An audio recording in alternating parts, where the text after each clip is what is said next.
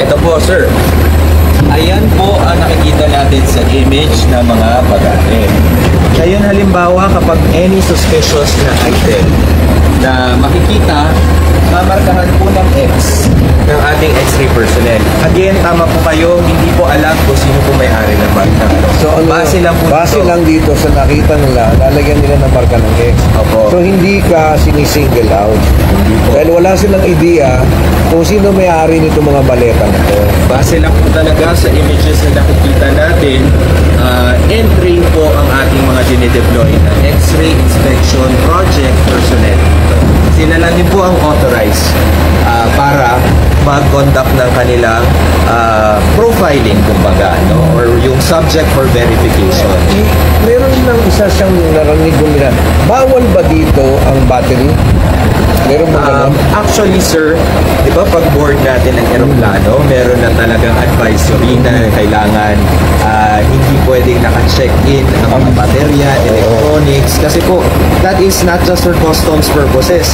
Safety po na lahat ng pasahero at aeroplano kasi this might siguro baka mag-contract or anuman sa heat or temperature changes ng cargo hold ng aircraft. So this is a policy outside of customs. So, hand-carried mo dapat. Hand-carried mo dapat, no?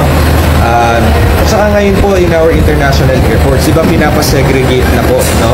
Ang lahat ng electronics, kailangan ilabas yung ano, kasi para nga po for the batteries and kung ano yung mga sources of power ng mga devices, nakikita ng ating mga Ito, kagaya nito. Buting malaki. yan po, no? So kapag ganyan, we will have to see if that is an expensive bottle of liquor, for example. O, ganyan. So, ito po, mahirap siya. From our perspective, tayong dalawa po, no, hindi natin masyado ma-identify kung ano ba talaga, except pag napakaklaro po ng shape niya. Halimbawa, ito, sapatos, yung mga ganyan. But our X-ray personnel, they know the parameters kung ano po yung kailangan nilang i-check. That is another electronic item na nandiyan po. No? Tapos yung mga damit, hindi na masyado. Ano ba ang ating talagang kailangan i-check? No? Para hindi naman masyadong magulo na lahat na lang na ay pinaflag natin as suspicious. Nakikita po natin dito sa machine, iba po ang kulay na lumalabas sa mga precious metals. Kasi meron po talaga nagpapasok ng lahas at hindi nagbabayad ng buwis.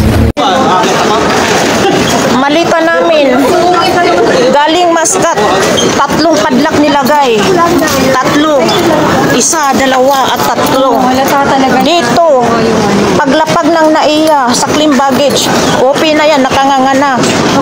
Bakit? Hindi na yata tama to